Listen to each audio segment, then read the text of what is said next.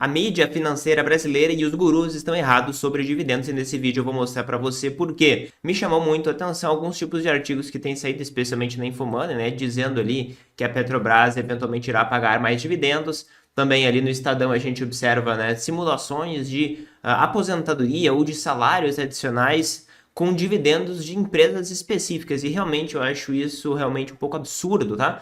Porque coloca em risco você, coloca em risco o investidor brasileiro, por isso que nesse vídeo eu vou esclarecer por que os dividendos deveriam ser irrelevantes para você e como que você vai de fato estruturar uma carteira muito mais segura, mesmo que seja a partir de fato de dividendos. Certo? Se você não me conhece, meu nome é Otávio Paranhos, sou analista de valores imobiliários. Neste canal trago como você vai investir em uma carteira de aposentadoria global. Não perca a oportunidade agora, dia 29, quinta-feira, dia 29 de agosto, nós teremos um evento que se chama Patrimônio Blindado para você blindar o seu patrimônio contra riscos brasileiros, contra riscos globais, riscos do dólar, riscos dos Estados Unidos, riscos que nós observamos nos mercados globais recentemente para que você tenha uma carteira com maior retorno e maior segurança. Também nesse mesmo dia, quinta-feira, dia 29, nós abriremos vagas do curso Investimentos Globais. Então, se você se interessa, basta você se cadastrar aqui no link da descrição. Então, vamos direto para o nosso conteúdo. De maneira introdutória, eu faço questão de fazer um desenho aqui para você entender muito bem. Por quê? Porque aquelas pessoas que pensam, né, que vão simplesmente aproveitar dividendos como se fosse um aporte novo, dinheiro novo, né, como se fosse dinheiro de graça, não entendem o próprio conceito do dividendo, né? E isso é muito mal ensinado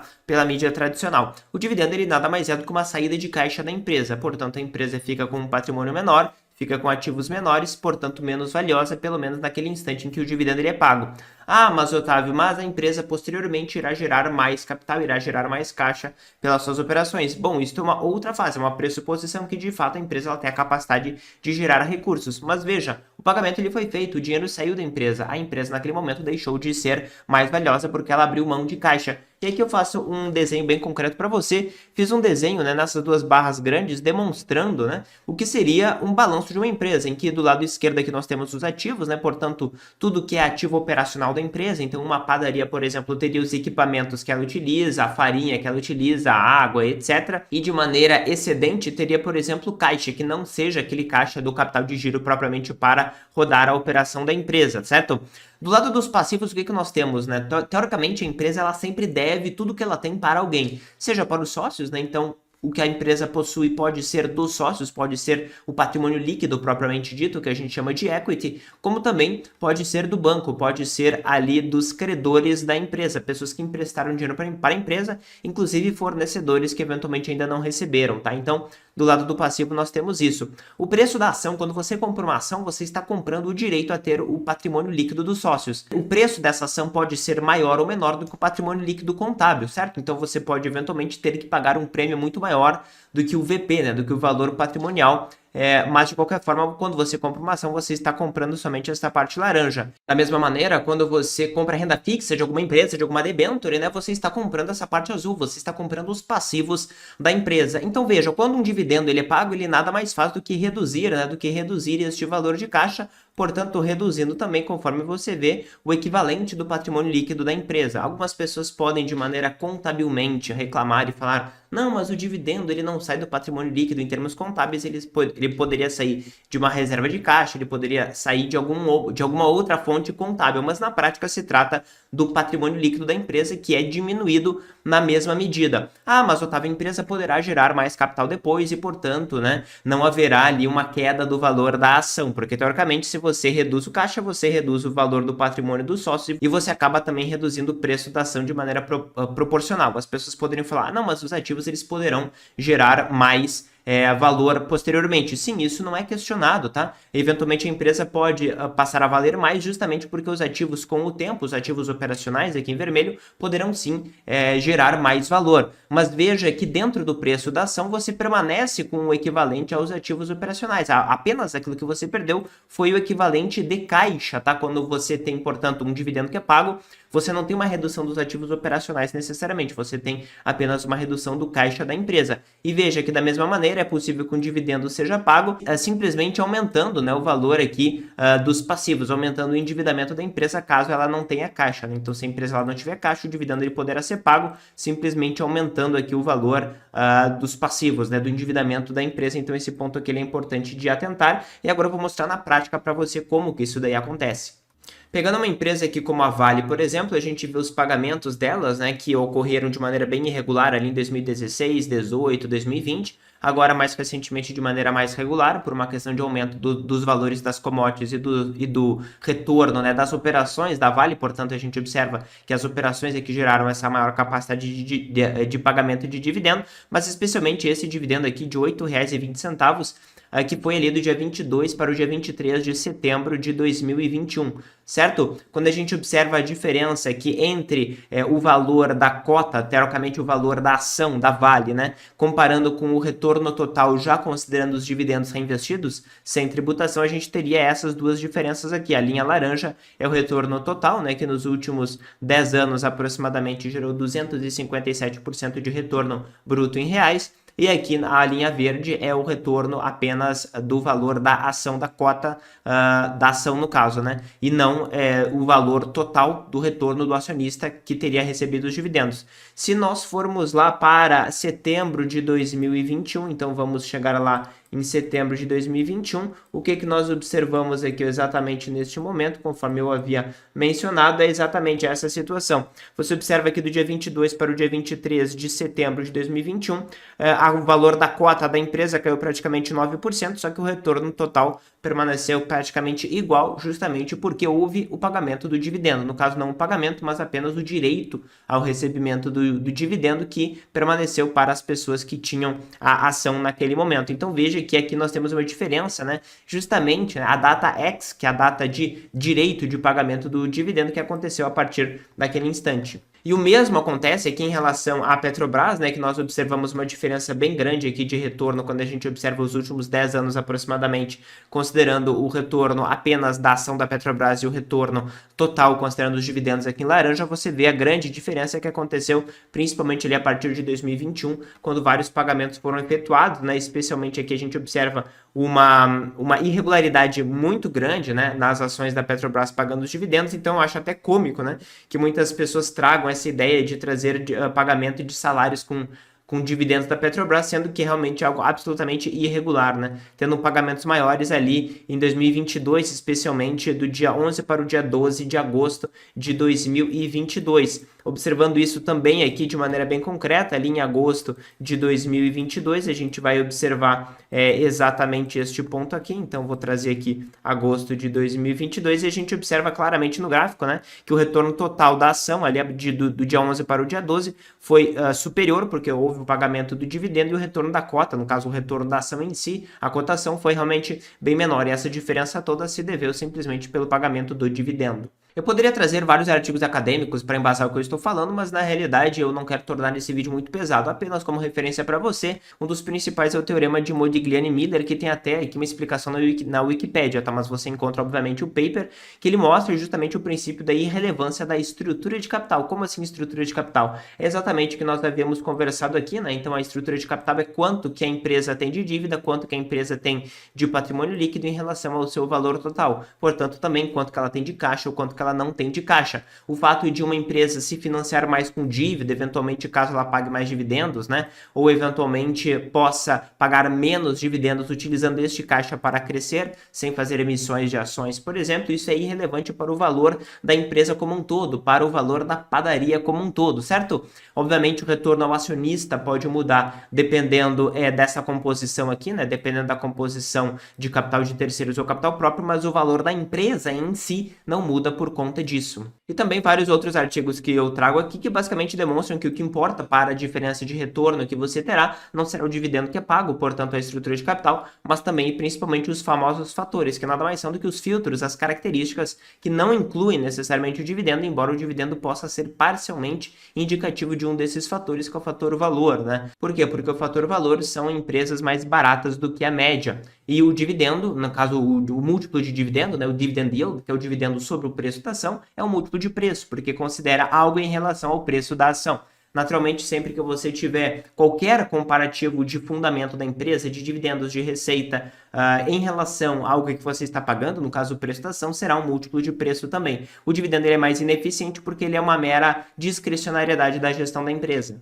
E de maneira bem concreta, trazendo aqui vários ETFs, fundos que justamente utilizam dividendos como filtro para você poder observar. nos Estados Unidos aqui nos últimos 10 anos praticamente, você observa que os retornos foram relativamente parecidos e todos esses ETFs aqui, esses fundos de dividendos, tiveram performances inferiores a uma simples média das ações americanas com pesos iguais, das maiores 500 empresas com pesos iguais. Então essa melhor performance de um fundo como o RSP, por exemplo, nem se trata, né, nem se trata de uma performance melhor das empresas de tecnologia, porque essa daqui ele tem pesos iguais, então ele dá pesos maiores proporcionalmente a empresas que não são do setor de tecnologia e ainda assim teve retornos superiores a todos esses ETFs que já têm os seus dividendos aqui reinvestidos sem a tributação, né, que você seria tributado em 30% caso você optasse por esse tipo de fundo aqui. Sem falar, né, obviamente, de fundos como, por exemplo, o SDIV, que é muito famoso, né, que é de quando nós observamos períodos maiores, a gente vê o quê? Que este fundo considera tão somente apenas dividendo, então dividendo alto ele vai aumentar o peso aqui.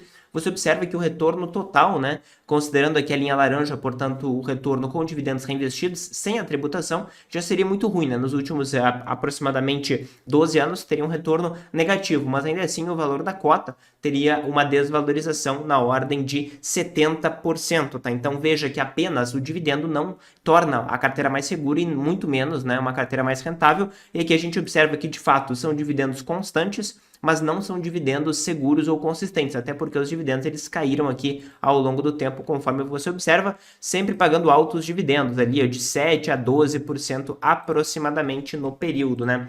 Saliento que mesmo quando nós pegamos, por exemplo, um dos piores fundos que eu quero trazer aqui para você, né, que foi o DHS, né, que embora tenha tido uma performance relativamente ruim no que se refere ao comparativo de ETFs de dividendos nos Estados Unidos, quando a gente vai observar as regras, nenhum desses ETFs aqui tem apenas o critério de dividendo, por isso que eles não performaram tão mal assim. Esse aí, o DHS, por exemplo, ele considera, além, né, de dar um filtro por dividendos e pesos por dividendos totais, então ele considera também parcialmente o tamanho da empresa, porque se a empresa for maior, terá um dividendo total maior e, portanto, um peso maior nesta empresa, que recebeu um peso maior também por ser uma empresa com maiores receitas, com maior capitalização de mercado, independente de ter um dividend yield mais alto, né? Mas também aqui você observa, né, que eles deram vários filtros, né, para você comprar, no caso, empresas que não estavam nos 10% piores no que se refere à qualidade, né? Então, indicadores de ROI, indicadores de retorno sobre ativos que vão dar uma segurança um pouco maior de não comprar empresas tão ruins assim, além também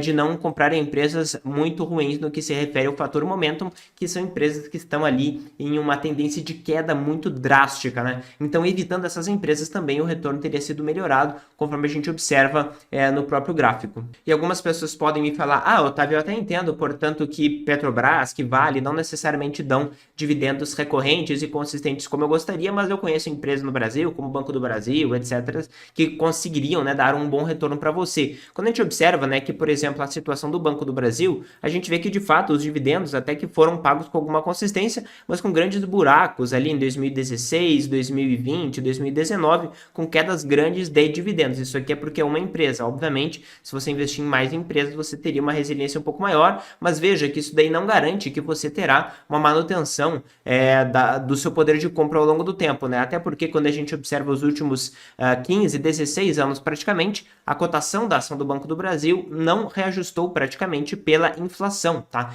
Então a gente observa que dentro, né, dos dividendos que foram pagos estava também retornos de inflação que você, portanto, deveria reinvestir. Mas não só essa questão de mão de obra, né, enorme que você teria, faria muito mais sentido você diversificar de uma maneira mais prática caso você de fato quisesse ter uma maior concentração em dividendos, tá? E aqui eu trago apenas um exemplo para você. Esse aqui é um fundo americano justamente de países emergentes. Então aqui a gente observa os pagamentos de dividendos que ele faz realmente mais recorrente em dólar. Lembrando que, obviamente, como o dólar teve uma valorização frente a todas as moedas, principalmente de países emergentes nos últimos 10 ou 15 anos, estes valores mais recentes, eles eram muito superiores, né, nas suas moedas de origem, muito superiores em reais, do que eram lá em 2009, 10 e 11. Então, na prática, quando a gente observa em reais, se trata de um crescimento aqui de pagamento de dividendos, e mesmo aquelas pessoas que querem altos dividendos no Brasil, né, 6, 7, 8%, encontram parcialmente em um fundo aqui como este aqui que eu acabei de mencionar, que é um fundo de High Dividend Yield, né, que é um fundo de maiores dividendos de países emergentes, para que você fique um pouco mais blindado em relação a questões de câmbio, certo? Esse aqui tem o código DM, que é um fundo americano. O problema dele é que você será tributado em 30% na fonte. Temos algum outro aqui que eu gostaria de trazer. Esse aqui é um fundo irlandês, ele não é um fundo de acumulação, ele é um fundo de distribuição, justamente porque a pessoa pode querer receber um dividendo. E ele é um fundo de dividendos também de países emergentes, é um fundo da iShares. Ele é um fundo um pouco mais caro porque existe menos concorrência também na Irlanda, né? No caso aqui na Europa de maneira geral, mas ele entrega o que normalmente o investidor busca, que seria uma recorrência de pagamento de dividendos. Aqui a gente observa que o dividend yield ficou ali entre 5 e 7, 8% historicamente nos últimos 12 anos aproximadamente, que é o período que esse fundo aqui ele existe, e também o racional é exatamente o mesmo, né? Então ele teve aqui uma recorrência no pagamento em dólares e um aumento, portanto, no pagamento em reais, porque justamente o dólar se valorizou frente a outras moedas. Lembrando que como ele é de países emergentes, veja, a sua receita original não é o dólar, tá? Não é porque você paga em dólar para comprar cotas desse fundo e não é porque você recebe dividendos em dólar que você está exposto ao dólar. Na prática, o fundo ele pega os seus dólares e transforma nas várias moedas globais. Mas novamente comparando também um fundo neutro de países emergentes, portanto, que não considera os dividendos, mas apenas o tamanho de cada empresa, que é o fundo VWO, coloquei aqui em reais para você observar, que ele gerou um retorno de aproximadamente 13% ao ano em reais nos últimos 12 anos e meio, comparando aqui com este fundo que eu mencionei, que paga dividendos de maneira mais recorrente, que gerou um retorno na ordem de 9,7%, que é um retorno inferior, né, por várias questões, também pela sua construção, mas que você vê que o fato de você receber dividendos não tornou a sua carteira em reais necessariamente mais seguro ou mais rentável, mas você observa que a correlação é muito grande, né? Porque de fato são empresas que são ali dos mesmos países de maneira geral. E é basicamente por isso que os gurus estão errados sobre essa questão de investimento, que a mídia financeira está errada sobre esse foco nos dividendos, e esse vídeo você pode compartilhar com as pessoas que você sabe que precisam desfocar dos investimentos e considerar investimentos mais seguros e mais rentáveis de maneira mais ampla. Então, se você quer também construir uma carteira mais segura e mais rentável, agora dia 29 de agosto, né, quinta-feira, nós estaremos ao vivo. Então não perca a oportunidade, se cadastre aqui no link da descrição no evento Patrimônio Blindado para você de fato ter mais segurança na sua carteira. Então, se você gostou desse conteúdo, dá um like, se inscreve no canal e ative as notificações para você não perder nada que eu coloco aqui. Valeu!